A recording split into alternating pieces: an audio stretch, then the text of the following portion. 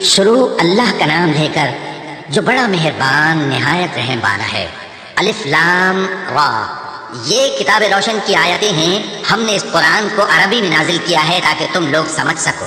اے پیغمبر، ہم اس قرآن کے ذریعے سے جو ہم نے تمہاری طرف بھیجا ہے تمہیں ایک نہایت اچھا قصہ سناتے ہیں، اور تم اس سے پہلے بے خبر تھے۔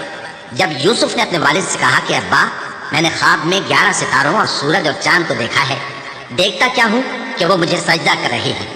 انہوں نے کہا کہ بیٹا، اپنے خواب کا ذکر اپنے بھائیوں سے نہ کرنا، نہیں تو وہ تمہارے حق میں کوئی چال چلیں گے۔ کچھ شک نہیں کہ شیطان انسان کا کھلا دشمن ہے، اور اسی طرح اللہ تمہیں برگزیدہ و ممتاز کرے گا اور خواب کی باتوں کی تعبیر کا علم سکھائے گا، اور جس طرح اس نے اپنی نعمت پہلے تمہارے دادا پر دادا ابراہیم اور اسحاق پر پوری کی تھی، اسی طرح تم پر اور اولاد یعقوب پر پوری کرے گا۔ بے شک تمہارا پروردگار سب کچھ جاننے والا ہے، حکمت والا ہے۔ ہاں، یوسف اور ان کے بھائیوں کے قصے میں پوچھنے والوں کے لیے بہت سی نشانیاں ہیں۔ جب انہوں نے آپس میں تذکرہ کیا کہ یوسف اور اس کا بھائی ابا کو ہم سے زیادہ پیارے ہیں، حالانکہ ہم جماعت کی جماعت ہیں، کچھ شک نہیں کہ ابا کھلی غلطی پر ہیں۔ یوسف کو یا تو جان سے مار ڈالو یا کسی ملک پر پھینک آؤ، پھر ابا کی توجہ صرف تمہاری طرف ہو جائے گی، اور اس کے بعد تم نیک لوگوں میں ہو جاؤ گے۔ ان میں سے ایک کہنے والے نے کہا کہ یوسف کو جان سے نہ مارو، کسی اندھے کنویں میں ڈال دو کہ کوئی راہگیر اسے نکال کر کسی دوسرے ملک میں لے جائے گا۔ اگر تم کو کرنا ہی ہے تو یوں کرو۔ یہ مشورہ کر کے وہ اپنے والد سے کہنے لگے کہ ابا جان، کیا سبب ہے کہ آپ یوسف کے بارے میں ہمارا اعتبار نہیں کرتے، حالانکہ ہم چاہ کہ تم انہیں ان کے اس سلوک سے آگاہ کرو گے اور ان کو اس وحی کی کچھ خبر نہ ہوگی۔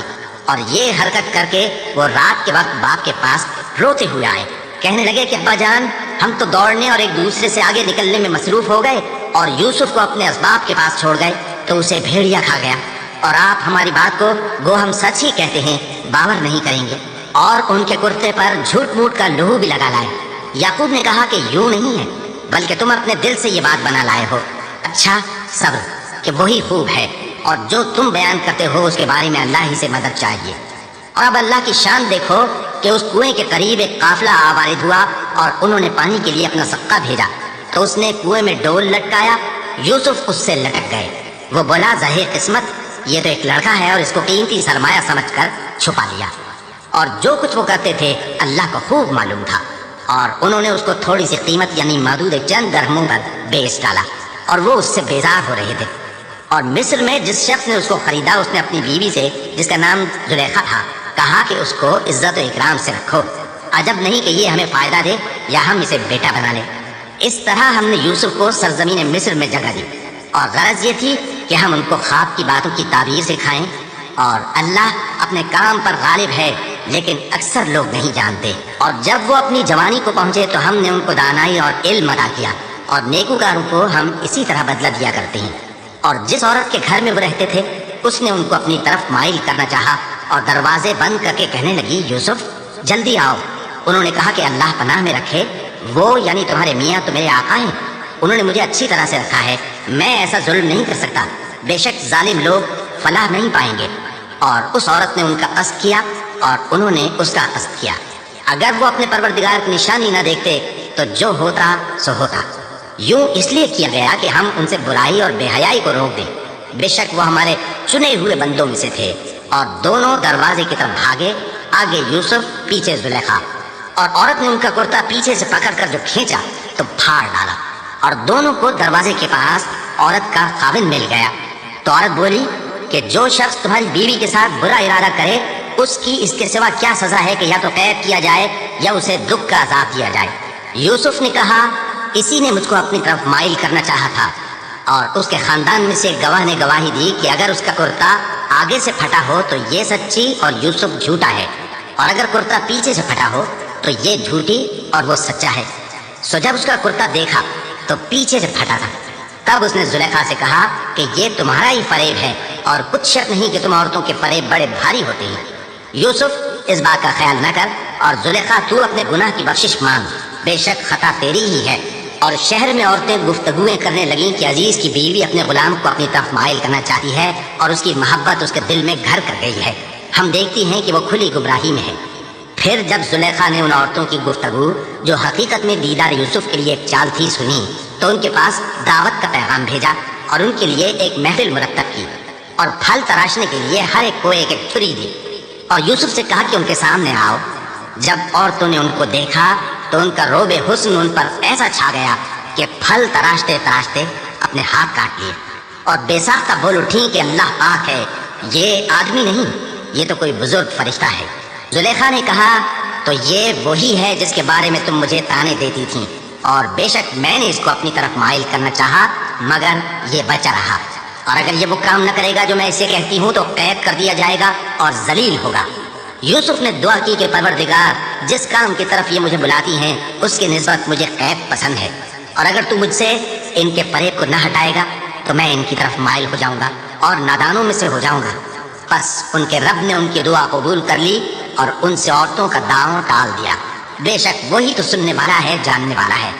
پھر باوجود اس کے کہ وہ لوگ ان کی بے گناہی کے نشان دیکھ چکے تھے، ان کی رائے یہی ٹھہری کہ کچھ عرصے کے لیے ان کو قید ہی کر دیں، اور ان کے ساتھ دو اور جوان بھی داخل زندہ ہوئے۔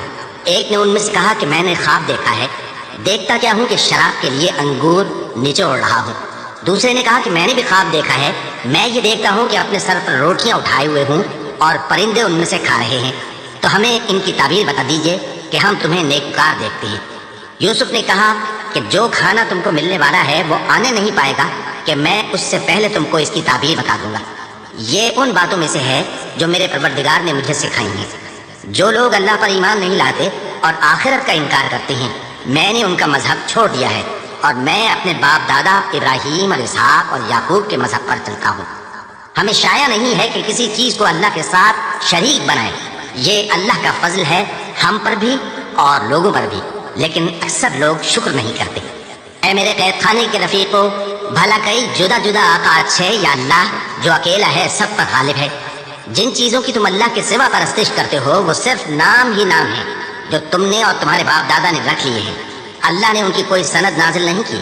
سن رکھو کہ اللہ کے سوا کسی کی حکومت نہیں ہے، اس نے ارشاد فرمایا ہے کہ اس کے سوا کسی کی عبادت نہ کرو، یہی سیدھا دین ہے، لیکن اکثر لوگ نہیں جانتے۔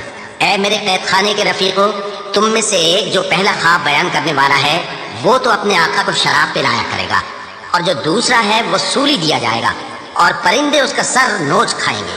جو بات تم مجھ سے پوچھتے تھے وہ فیصل ہو چکی ہے، اور ان دونوں میں سے جس کی نسبت یوسف نے خیال کیا کہ وہ رہائی پا جائے گا، اس سے کہا کہ اپنے آقا سے میرا ذکر بھی کر دینا۔ پھر شیطان نے اسے ان کا اپنے آقا سے ذکر کرنا بھلا دیا، اور یوسف کئی برس قید خانے ہی میں رہے۔ اور بادشاہ نے کہا کہ میں نے خواب دیکھا ہے، دیکھتا کیا ہوں کہ 7 موٹی گائیں ہیں جن کو 7 دبلی گائیں کھا رہی ہیں، اور 7 خوشے سبز ہیں اور 7 خشک۔ اے درباریوں، اگر تم خوابوں کی تعبیر دے سکتے ہو تو مجھے میرے خواب کی تعبیر بتاؤ۔ انہوں نے کہا یہ خواب تو پریشان خیالی سے ہیں اور ہمیں ایسے خوابوں کی تعبیر نہیں آتی۔ اور وہ شخص جو دونوں قیدیوں میں سے رہائی پا گیا تھا اور جسے مدت کے بعد وہ بات یاد آ گئی، بول اٹھا کہ میں آپ کو اس کی تعبیر لا بتاتا ہوں، مجھے قید خانے جانے کی اجازت دیجیے۔ غرض وہ یوسف کے پاس آیا اور کہنے لگا، یوسف، اے بڑے سچے یوسف، ہمیں اس خواب کی تعبیر بتائیے کہ 7 موٹی گایوں کو 7 دبلی گائیں کھا رہی ہیں، اور 7 خوشے سبز ہیں اور 7 سوکھے، تاکہ میں لوگوں کے پاس واپس آ کر تعبیر بتاؤں۔ عجب نہیں کہ وہ تمہاری قدر جانے۔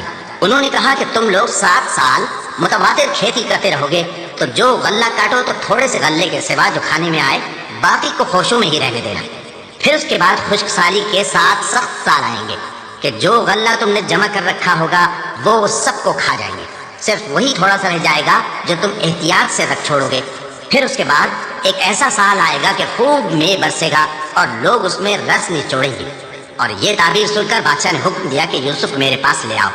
سو جب قاصد ان کے پاس گیا تو انہوں نے کہا کہ اپنے آقا کے پاس واپس جاؤ اور اس سے پوچھو کہ ان عورتوں کا کیا حال ہے جنہوں نے اپنے ہاتھ کاٹ لیے تھے، بے شک میرا پروردگار ان کے فریب سے خوب واقف ہے۔ بادشاہ نے عورتوں سے پوچھا کہ تمہارا کیا قصہ تھا جب تم نے یوسف کو اپنی طرف مائل کرنا چاہا؟ سب بول اٹھی کہ اللہ پاک ہے، ہم نے اس میں کوئی برائی معلوم نہیں کی۔ عزیز کی بیوی نے کہا اب سچی بات تو ظاہر ہو ہی گئی ہے، اصل یہ ہے کہ میں نے اس کو اپنی طرف مائل کرنا چاہا تھا اور وہ بے شک سچا ہے۔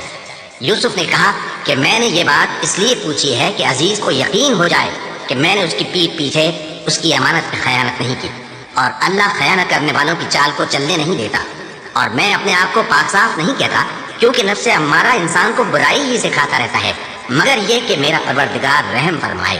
بے شک میرا پروردگار بخشنے والا ہے، मेहरबान है। और बादशाह ने हुक्म दिया कि उसे मेरे पास लाओ, मैं उसे अपना मुसाहिब खास बनाऊंगा। फिर जब उनसे गुफ्तगू की तो कहा कि आज से तुम हमारे यहाँ साहिब मंजिलत हो और साहिब एतबार हो। यूसुफ ने कहा, मुझे ज़रई पैदावार पर मुकर्रर कर दीजिए, क्योंकि मैं हिफाजत भी कर सकता हूँ और उस काम से वाकिफ भी हूँ। इस तरह हमने यूसुफ को मुल्क मिस्र में जगह दी और वो उस मुल्क में जहाँ चाहते थे रहते थे। हम अपनी रहमत जिस पर चाहते हैं करते हैं और नेकूकारों के अजर को ज़ाया नहीं करते। और जो लोग ईमान लाए और डरते रहे उनके लिए आखिरत का अजर बहुत बेहतर है।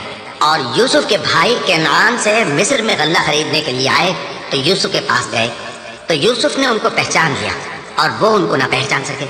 और जब यूसुफ ने उनके लिए उनका सामान तैयार कर दिया तो कहा कि फिर आना तो जो बाप की तरफ से तुम्हारा एक और भाई है उसे भी मेरे पास लेते आना। क्या तुम नहीं देखते कि मैं नाप भी पूरी पूरी देता हूँ और मेहमानदारी भी खूब करता हूँ? अब अगर तुम उसे मेरे पास न लाओगे तो ना तुम्हें मेरे हाथ से गल्ला मिलेगा और ना तुम मेरे पास ही आ सकोगे। उन्होंने कहा कि हम उसके बारे में उसके वालिद को फुसलाएंगे और हम ये काम करके रहेंगे। और यूसुफ ने अपने खुद्दाम से कहा कि उनका सरमाया यानी गल्ले की कीमत उनके सामान में रख दो। अजब नहीं कि जब ये अपने अहलो अयाल में जाएं तो इसे पहचान लें, और अजब नहीं कि ये फिर यहाँ आए। बस जब वो अपने वालिद के पास वापस गए तो कहने लगे कि अब्बा, हमारे लिए गल्ले की बंदिश कर दी गई है, तो हमारे साथ हमारे भाई को भेज दीजिए ताकि हम फिर गल्ला लाएं और हम इसके निगहबान हैं। याकूब ने कहा कि मैं इसके बारे में तुम्हारा एतबार नहीं करता, मगर वैसा ही जैसा पहले इसके भाई के बारे में किया था। सो अल्लाह ही बेहतर निगहबान है और वो सबसे ज्यादा रहम करने वाला है।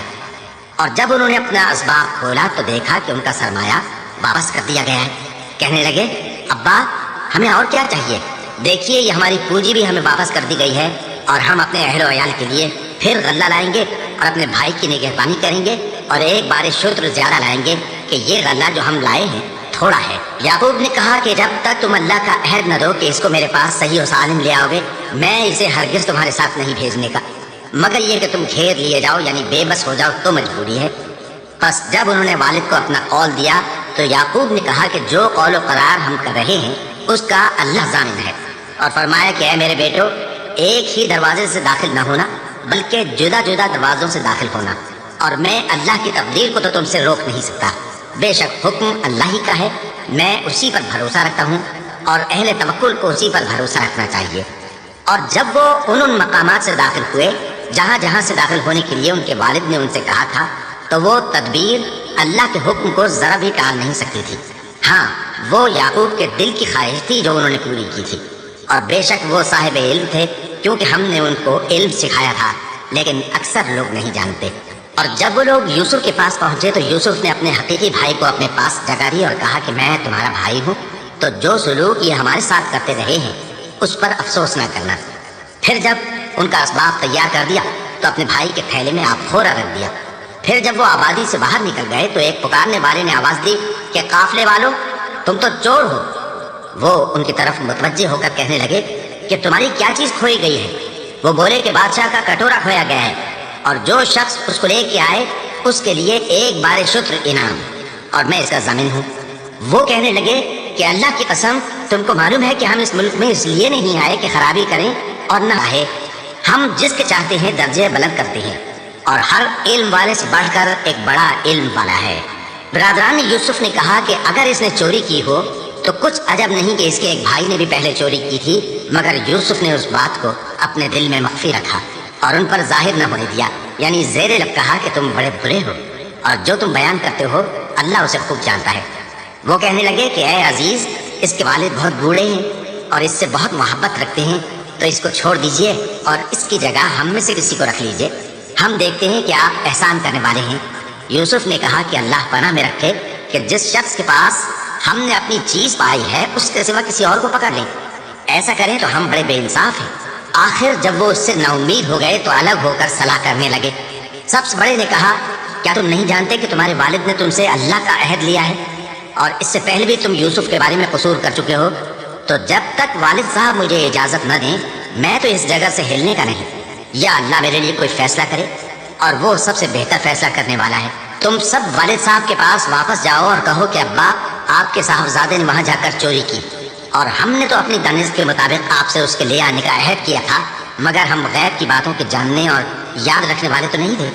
और जिस बस्ती में हम ठहरे थे वहां से यानी अहले मिस्र से और जिस काफिले में आए हैं उससे दरियाफ्त कर लीजिए, और हम इस बयान में बिल्कुल सच्चे हैं। जब उन्होंने ये बात याकूब से आकर कही तो उन्होंने कहा कि हकीकत यूं नहीं है, बल्कि ये बात तुमने अपने दिल से बना ली है, तो सब्र ही बेहतर है। अजब नहीं कि अल्लाह उन सबको मेरे पास ले आए, बेशक वो इल्म वाला है, हिकमत वाला है। और उनके पास से चले गए और कहने लगे कि हाय अफसोस यूसुफ पर, हाय अफसोस। और रंजो अलम में उनकी आंखें सफेद हो गईं और उनका दिल गम से भर रहा था। बेटे कहने लगे कि वल्लाह आप तो यूसुफ को इसी तरह याद ही करते रहेंगे यहाँ तक कि आप भूल जाएंगे या जान ही दे देंगे। उन्होंने कहा कि मैं तो अपने गम व अंदोह का इजहार अल्लाह से करता हूँ और अल्लाह की तरफ से वो बातें जानता हूँ जो तुम नहीं जानते। ऐ बेटो, यूं करो कि एक दफा फिर जाओ और यूसुफ और उसके भाई को तलाश करो और अल्लाह की रहमत से नाउम्मीद ना होना कि अल्लाह की रहमत से तो काफिर लोग ही नाउम्मीद हुआ करते हैं। फिर जब वो यूसुफ के पास गए तो कहने लगे कि ऐ अजीज, हमें और हमारे अहलो अयाल को बड़ी तकलीफ हो रही है और हम ये थोड़ा सा सरमाया लाए हैं, आप हमें इसके एवज पूरा गल्ला दे दीजिए और हम पर खैरात कीजिए कि अल्लाह खैरात करने वालों को सवाब देता है। यूसुफ ने कहा, तुम्हें मालूम है कि जब तुम नादानी में फंसे हुए थे तो तुमने यूसुफ और उसके भाई के साथ क्या किया था? वो बोले, क्या वाकई तुम ही यूसुफ हो? उन्होंने कहा, हाँ मैं यूसुफ हूँ। और बिन्यामीन की तरफ इशारा करके कहने लगे, ये मेरा भाई है, अल्लाह ने हम पर बड़ा एहसान किया है। जो शख्स अल्लाह से डरता और सब्र करता है तो अल्लाह नेकुकारों का अजर ज़ाया नहीं करता। वो बोले, अल्लाह की कसम, अल्लाह ने तुमको हम पर फजीलत बख्शी है और बेशक हम खताकार थे। यूसुफ ने कहा कि आज के दिन तुम पर कोई मलामत नहीं, अल्लाह तुमको मुआफ करे और वो सबसे बढ़कर रहम करने वाला है। ये मेरा कुर्ता ले जाओ, फिर इस वालिद साहब के मुंह पर डाल देना तो वो बीना हो जाएंगे, और अपने तमाम अहलो अयाल को मेरे पास ले आओ।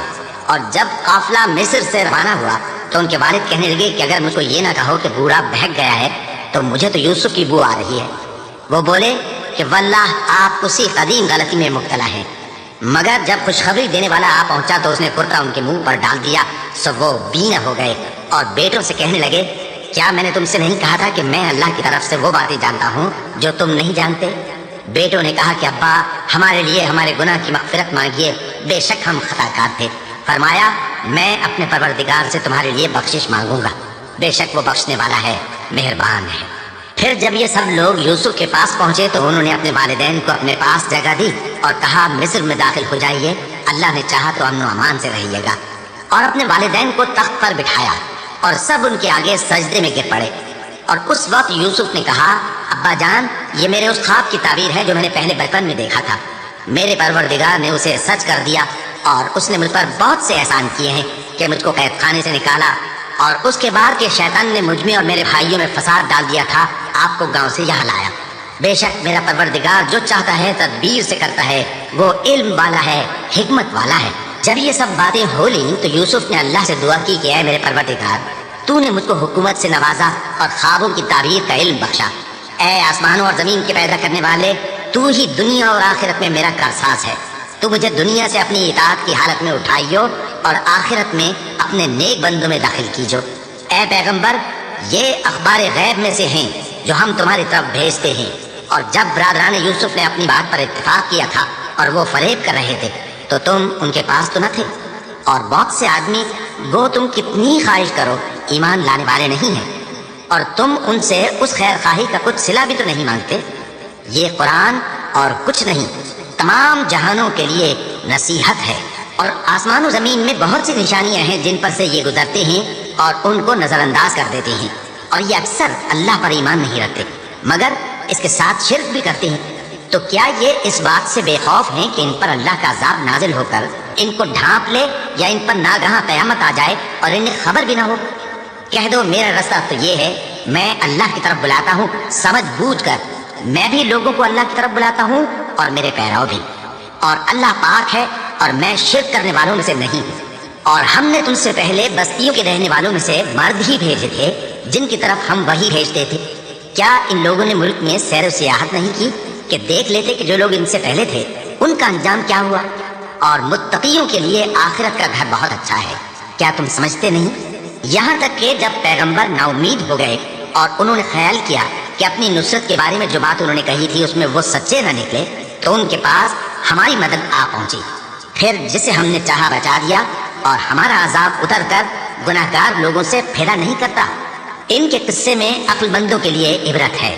یہ قرآن ایسی بات نہیں ہے جو اپنے دل سے بنائی گئی ہو، بلکہ جو کتابیں اس سے پہلے نازل ہوئی ہیں ان کی تصدیق کرنے والا ہے اور ہر چیز کی تفصیل کرنے والا، اور مومنوں کے لیے ہدایت اور